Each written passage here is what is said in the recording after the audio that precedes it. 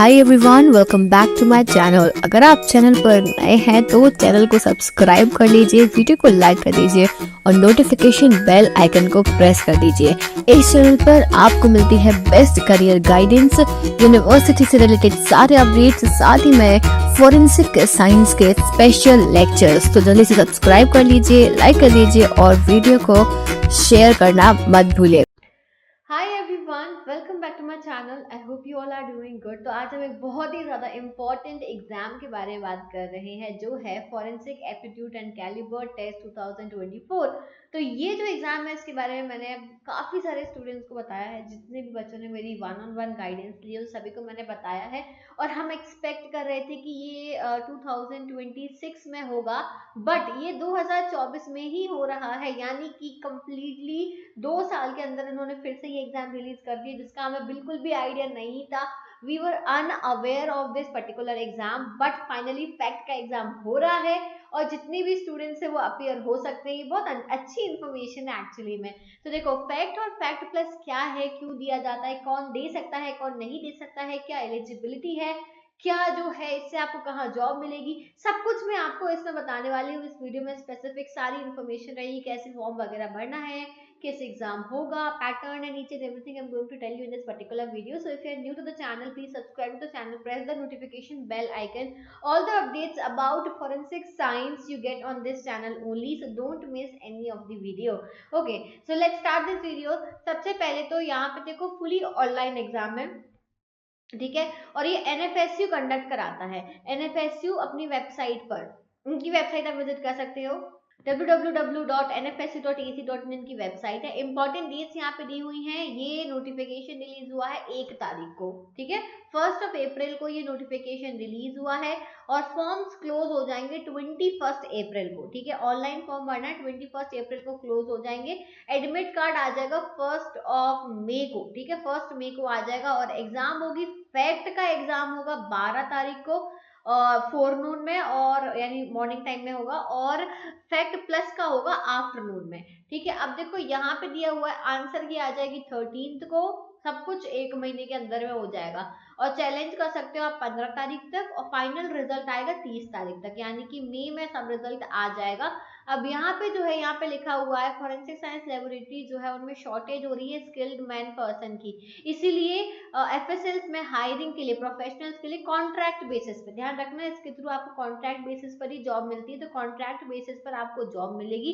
जो भी स्टूडेंट्स ये एग्जाम क्लियर करते हैं तो उन्हें एफएसएल्स में जॉब मिलेगी, ठीक है। तो फैक्ट और फैक्ट प्लस जो है ऑल इंडिया टेस्ट है, इंडिया नेशनल लेवल का ये टेस्ट है।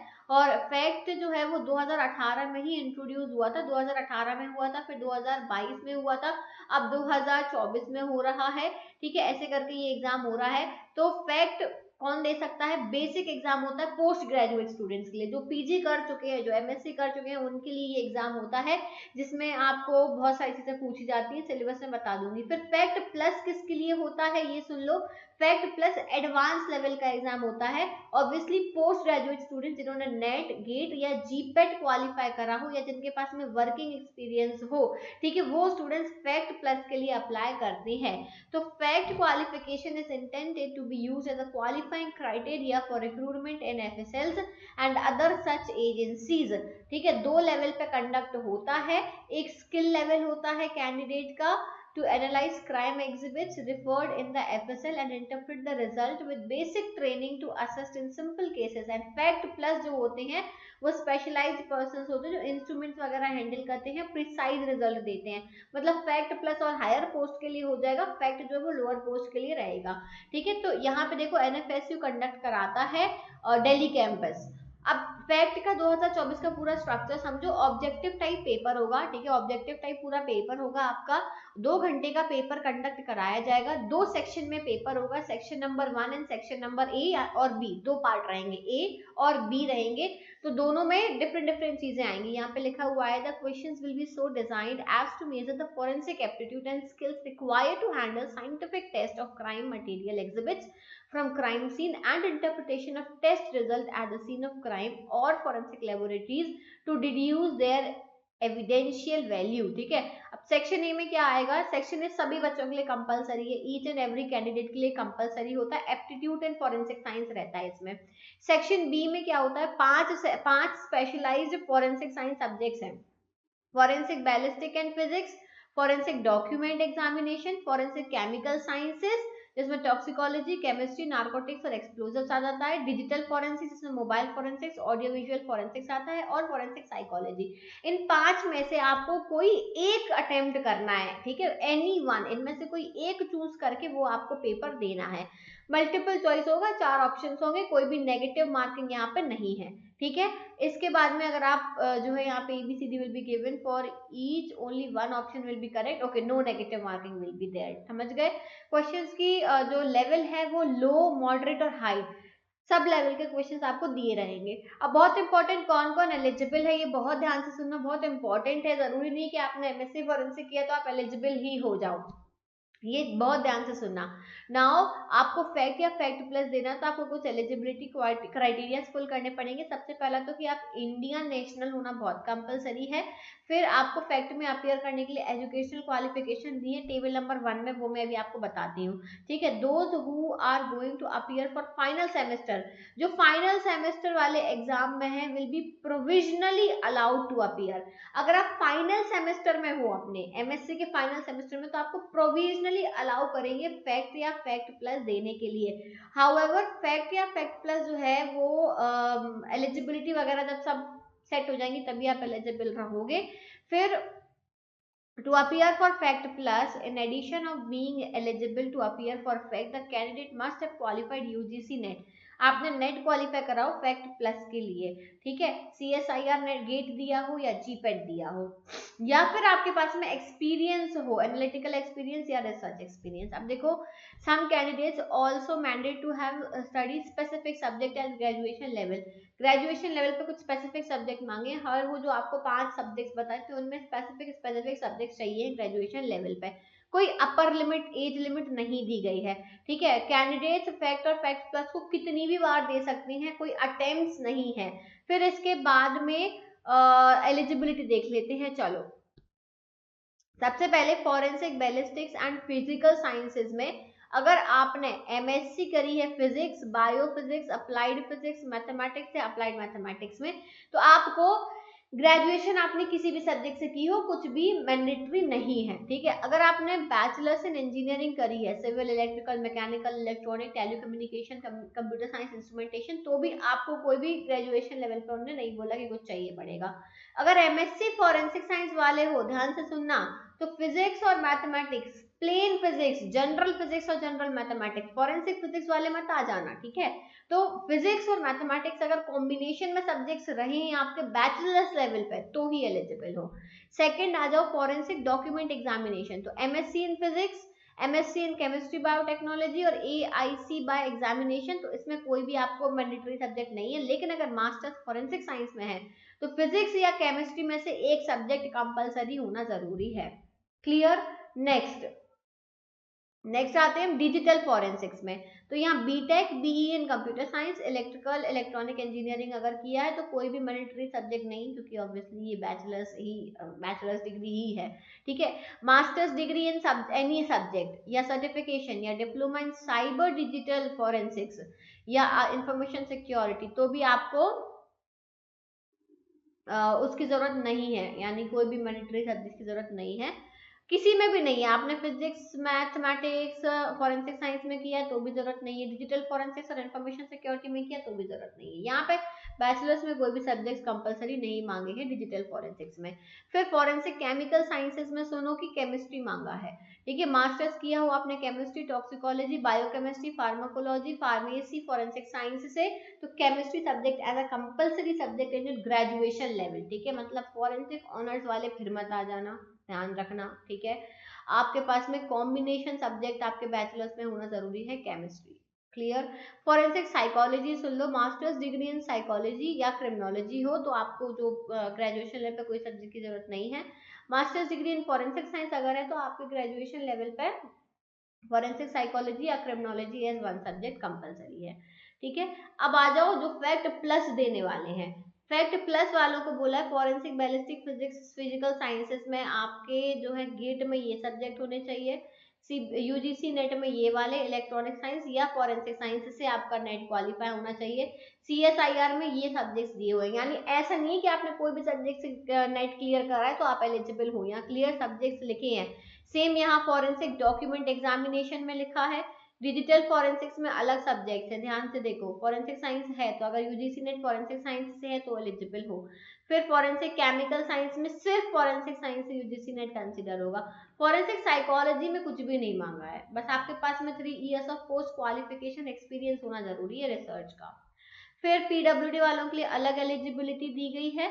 यहाँ पे आप लोग एक बार ध्यान से पढ़ लेना कि किसके लिए क्या एलिजिबिलिटी दी गई है, उसके अकॉर्डिंग आप अप्लाई करना। फिर date and scheme of test कैसे होगा, डेट क्या है 12/5 को, ठीक है 12 मई को आपका एग्जाम होगा। फैक्ट होगा फोरनून, सुबह 10:30 से 12:30, 2 घंटे का एग्जाम है। फैक्ट प्लस होगा दोपहर में 2:30 से लेके 4:30 तक, अगेन 2 आवर्स का एग्जाम है।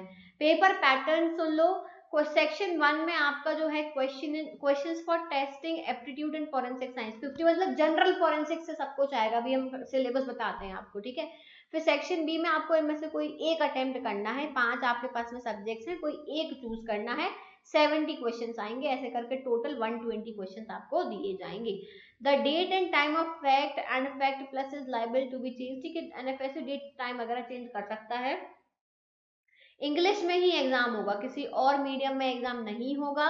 120 मार्क्स का होगा, 1 मार्क ईच आपको मार्क्स मिलेगा, कोई भी नेगेटिव मार्किंग नहीं है, ठीक है। हर कैंडिडेट को 50 मार्क्स ऑब्टेन करना जरूरी है, 50 या 50 से ज्यादा।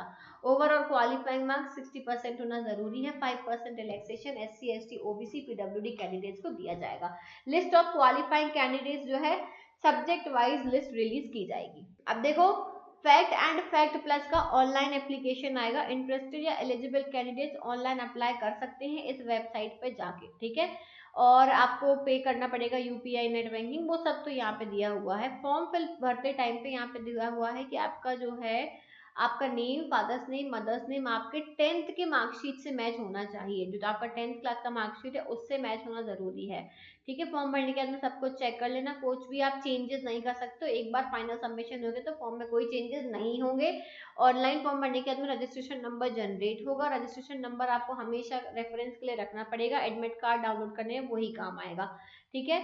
आप candidate should note that successful submission of online application does not mean that you have been registered for this test.